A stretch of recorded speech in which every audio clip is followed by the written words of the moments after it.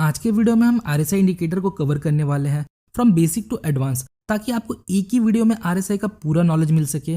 और most important, हम कुछ बेस्ट आरएसआई ट्रेडिंग स्ट्रैटेजीज को भी देखेंगे। वीडियो को बिना स्किप के एंड तक जरूर देखें, आपको जरूर कुछ सीखने मिलेगा। आरएसआई ट्रेडर द्वारा यूज किए जाने वाला एक बहुत ही फेमस इंडिकेटर है जिसका फुल फॉर्म है रिलेटिव स्ट्रेंथ इंडेक्स। ये एक ऑसिलेटर है। ऑसिलेटर का मतलब वो इंडिकेटर जो 0 से 100 के बीच मूव करते हैं, और साथ ही साथ ये हमें बताता है कब कोई फाइनेंशियल इंस्ट्रूमेंट ओवरसोल्ड या ओवरबॉट है। अब आरएसआई हमें ओवरसोल्ड या ओवरबॉट तो बताता ही है, और साथ ही साथ ये हमें किसी ट्रेंड के स्ट्रेंथ और मोमेंटम को मेजर करने में हेल्प करता है। हम आरएसआई को यूज करके ये पता लगा सकते हैं कि अभी जो मार्केट में ये अप मूव या डाउन मूव आया है, इसमें कोई स्ट्रेंथ है या फिर ये एक वीक मोमेंटम है। हम इसके हेल्प से ये पता लगा सकते हैं कब तक ट्रेंड स्ट्रांग है और कब वीक हो गया है। दूसरे शब्दों में हम ये पता लगा सकते हैं जो मोमेंटम हमें देखने को मिला है, इसमें स्ट्रेंथ है या फिर ये मोमेंटम वीक है। अगर मोमेंटम में स्ट्रेंथ है तो प्राइस उस डायरेक्शन में कंटिन्यू करेगा, और अगर वीक ट्रेंड है तो रिवर्स हो जाएगा। आरएसआई की डेटा और प्राइस एक्शन को कंबाइन करके हम एक रिवर्सल ट्रेड ले सकते हैं, या ट्रेंड के वीकनेस को पहचान कर हम प्रॉफिट बुक कर सकते हैं। अब देखिए, आरएसआई को हम एक लीडिंग इंडिकेटर बोल सकते हैं। लीडिंग इंडिकेटर मतलब वो इंडिकेटर जो हमें थोड़ा अर्ली सिग्नल देते हैं। आरएसआई हमें चार्ट पे कुछ इस प्रकार का दिखता है। एक सिंगल लाइन जो 0 से लेके 100 के बीच मूव कर रहा है, और एक हाईलाइटेड रेंज जो बाय डिफॉल्ट 70 और 30 पर सेट है। इस रेंज को हमें सेटिंग्स में जाकर चेंज करना है। यहाँ हमें अपर बैंड को 70 से 60 करना है और लोअर बैंड को 30 से 40 करना है। हमने इसके सेटिंग्स को इसलिए चेंज किया क्योंकि जो डिफॉल्ट 70-30 की सेटिंग्स थी वो पहले अच्छा काम करती थी, पर समय के साथ ट्रेडर्स ने ऑब्जर्व किया जो 60-40 का लेवल है वो ज्यादा सुटेबल है आज के मार्केट कंडीशन के हिसाब से। इसलिए आपको कई जगह लोग डिफरेंट सेटिंग यूज करते दिख सकते हैं अकॉर्डिंग टू डिफरेंट स्ट्रैटेजीज। तो जब भी आरएसआई 60 के ऊपर होता है, इसका मतलब मार्केट ओवरबॉट है। मतलब स्टॉक का प्राइस अपने इंट्रिंसिक प्राइस से ज्यादा पर ट्रेड कर रहा है। इंट्रिंसिक प्राइस मतलब फेयर प्राइस, जितना उसका प्राइस होना चाहिए। आरएसआई अभी यहाँ ओवरबॉट जोन में है, मतलब स्टॉक का प्राइस जितना होना चाहिए था उससे ज्यादा प्राइस पर ट्रेड कर रहा है। पर इसका मतलब ये बिल्कुल भी नहीं है स्टॉक महंगा हो गया है, अब इसे बेच दें। और जब आरएसआई 40 के नीचे होता है, इसका मतलब मार्केट अभी ओवरसोल्ड होना शुरू हुआ है। मतलब स्टॉक का प्राइस अपने इंट्रिंसिक वैल्यू से कम पर ट्रेड कर रहा है। पर इसका मतलब ये बिल्कुल नहीं है कि स्टॉक बहुत सस्ता हो गया है, अब इसे खरीद लेना चाहिए। नेक्स्ट, हमारे पास एक हाईलाइटेड जोन है 60-40 के बीच। इसे हम नो ट्रेडिंग जोन बोलते हैं। अगर आरएसआई इस जोन के अंदर है, इसका मतलब हमें अभी कोई ट्रेड नहीं लेना। इसे हम नो ट्रेडिंग जोन बोलते हैं, क्योंकि आरएसआई जब इस रेंज के अंदर होता है तो most of the time market sideways होता है या रेंज में होता है। अब देखिए कुछ कॉमन मिस्टेक्स जो एक बिगनर आरएसआई को यूज करते समय करता है। जब भी आरएसआई 60 के ऊपर जाता है, मतलब जब आरएसआई ओवरबॉट लेवल को हिट करता है, लोग सोचते हैं स्टॉक बहुत महंगा हो गया है और वो यहाँ पे सेल करने लगते हैं। देखिए, आरएसआई 60 के ऊपर गया, इसका मतलब स्टॉक अभी ओवरबॉट होना शुरू हुआ है, ना कि हो चुका है। अगर मार्केट एक स्ट्रॉन्ग ट्रेंड में है तो प्राइस काफी समय तक ओवरबॉट जोन में बना रह सकता है। उसी तरह जब आरएसआई 40 के नीचे होता है तो लोग यहाँ बाय कर लेते हैं, ये सोचकर कि स्टॉक काफी सस्ता हो गया है। बट ऐसा नहीं है। आरएसआई ओवरसोल्ड रीजन को हिट करता है, इसका मतलब स्टॉक अभी ओवरसोल्ड होना शुरू हुआ है, ना कि हो चुका है। एक स्ट्रॉन्ग ट्रेंड के दौरान आरएसआई काफी समय तक ओवरसोल्ड जोन में बना रह सकता है। इसीलिए आरएसआई को इस तरह ओवरसोल्ड या ओवरबॉट जोन के बेस पे ट्रेड नहीं करना चाहिए, ये गलत हो सकता है। इसलिए मोस्टली जो एक्सपर्ट ट्रेडर्स है वो आरएसआई डाइवर्जेंस का यूज करते हैं रिवर्सल ट्रेड्स को फाइंड करने के लिए। अब ये डाइवर्जेंस क्या होता है? देखिए, जब इंडिकेटर के मूवमेंट और प्राइस के मूवमेंट में डिफरेंस होता है तब हम इसे डाइवर्जेंस बोलते हैं। Simply for example, suppose price यहाँ हायर मूव करता है but at the same time RSI lower high form कर रहा होता है, मतलब there is a divergence between price and indicator. अब देखिए, डाइवर्जेंस दो तरह के होते हैं, बुलिश और बेरिश, और फिर इनमें भी टाइप्स होते हैं ए, बी एंड सी। तो पहले बुलिश डाइवर्जेंस को देखते हैं। डाउन ट्रेंड के दौरान जब प्राइस लोअर लो बनाता है और at the same time RSI higher low बनाता है तो इसे हम क्लास ए बुलिश डाइवर्जेंस बोलते हैं।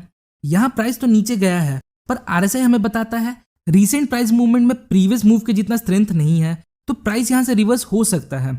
अब क्लास बी बुलिश डाइवर्जेंस को देखते हैं।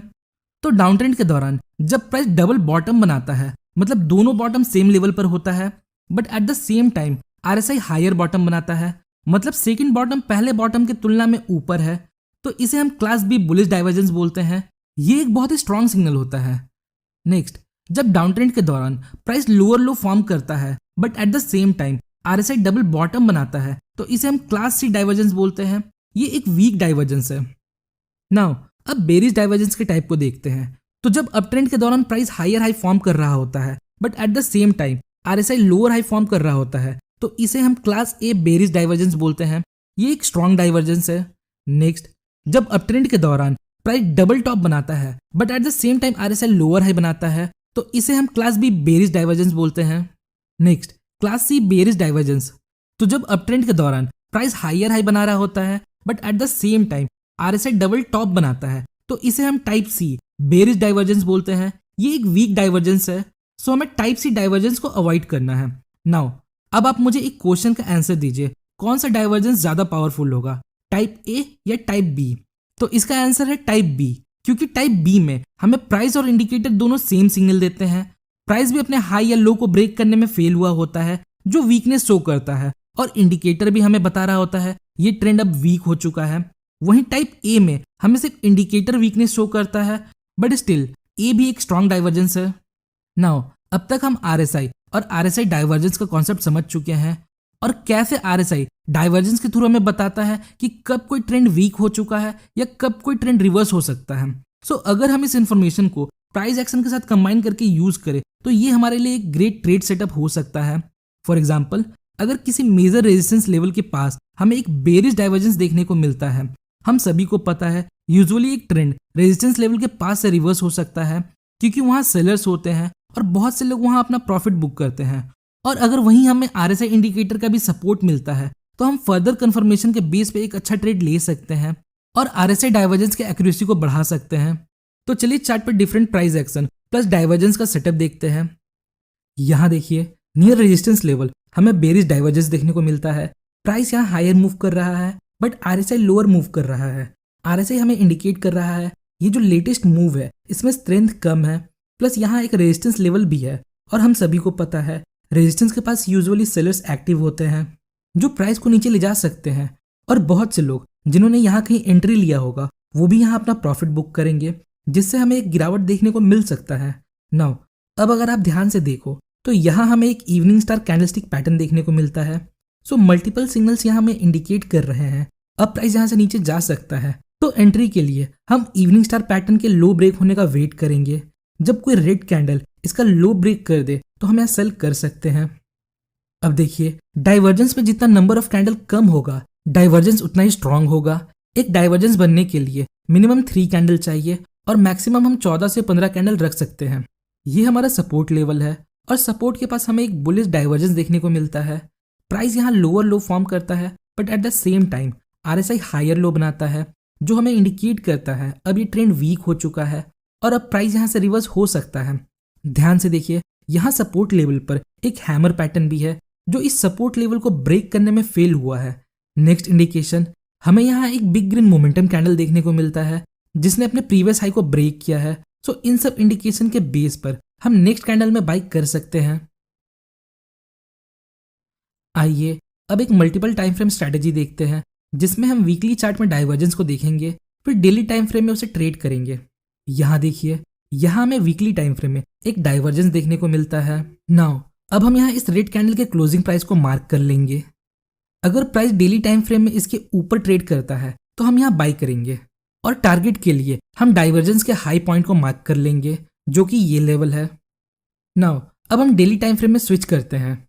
सो ये हमारे वही लेवल है जो हमने वीकली टाइम फ्रेम में मार्क किए थे।